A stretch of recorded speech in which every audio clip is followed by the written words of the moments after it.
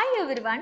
ഈ ഒരു സെക്ഷനിൽ നമ്മൾ ഡിസ്കസ് ചെയ്യാൻ പോകുന്നത് നമ്മുടെ 8ാം ക്ലാസ്സിലെ 3ാമത്തെ ചാപ്റ്റർ ആയിട്ടുള്ള the movements of the earth, rotation and revolution എന്ന് പറയുന്ന ഭൂമിയുടെ ചലനങ്ങൾ, ഭ്രമണവും പരിക്രമണവും എന്ന് പറയുന്ന ചാപ്റ്ററിലെ നമുക്ക് ഇമ്പോർട്ടന്റ് ആയിട്ട് നമ്മൾ പഠിക്കേണ്ട ഒരു ഭാഗമാണ് winter solstice and summer solstice എന്ന് പറയുന്നത്. അതൊന്ന് നമുക്ക് നോക്കിയാലോ എന്താണെന്നുള്ളത്. എന്താണ് മക്കളെ ഈ സമ്മർ സോളിസ്റ്റിസ് എന്ന് പറഞ്ഞു കഴിഞ്ഞാൽ?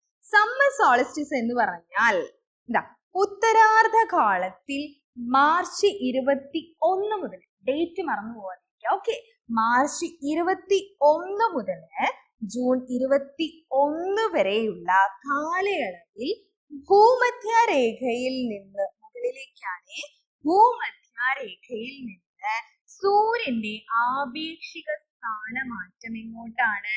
വടക്കോട്ടാണ്, നോർത്തിലേക്കാണ്. മാർച്ച് 21 മുതൽ ജൂൺ 21 വരെ, ഓക്കെ, ഉത്തരായന രേഖ വരെയാണ്.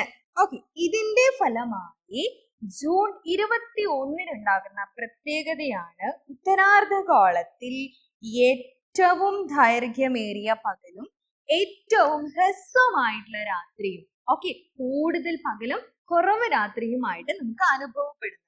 ഓക്കെ, ഈ ദിവസമാണ് നമ്മൾ ഗ്രീഷ്മ അയനാന്ത ദിനം അല്ലെങ്കിൽ സമ്മർ സോളിസ്റ്റിസ് എന്ന് നമ്മൾ പറയുന്നത്. ഓക്കെ, എന്താണ് മക്കളെ പറയുന്നത്? During the period from the March 21 to the June 21, March 21 മുതൽ ജൂൺ 21 വരെ ചെയ്യുന്നു the apparent position to the sun. Apparent position to the sun എങ്ങോട്ടാണ് ഷിഫ്റ്റ് ചെയ്യുന്നത്?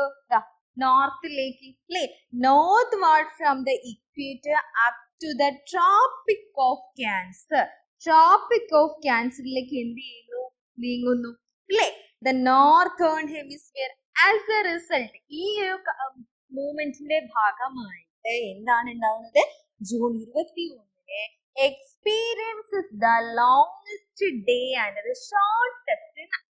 Okay, is the northern hemisphere. This day is also known as the summer solstice എന്ന് പറയുന്നത്. Okay, summer solstice മനസ്സിലായില്ലേ? March 21 മുതൽ June 21 വരെ എന്ത് ചെയ്യുന്നു?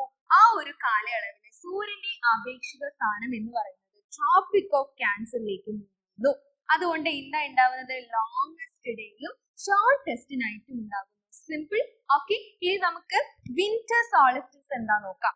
ശൈത്യ അയനാന്ത ദിനം, വിന്റർ സോളിസ്റ്റിസ് എന്താണെന്ന് നോക്കാം. ഓക്കെ, ദക്ഷിണാർദ്ധഗോളത്തിൽ സെപ്റ്റംബർ 23 മുതൽ ഡിസംബർ 22 വരെയുള്ള കാലയളവിൽ ഭൂമധ്യരേഖയിൽ നിന്നും സൂര്യന്റെ ആപേക്ഷിക സ്ഥാനമാറ്റം എങ്ങോട്ടാണ്? തെക്കോട്ടാണ്, സൗത്തിലേക്കാണ് സൂര്യന്റെ ആപേക്ഷിക സ്ഥാനമാറ്റം സംഭവിക്കുന്നത്.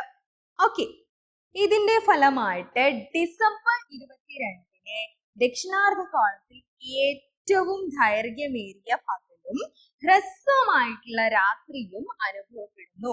ഈ ദിവസത്തെയാണ് നമ്മൾ എന്ന് പറയുന്നത് ശൈത്യ അയനാന്ത ദിനം അല്ലെങ്കിൽ വിന്റർ സോൾസ്റ്റിസ് എന്ന് പറയുന്നത്.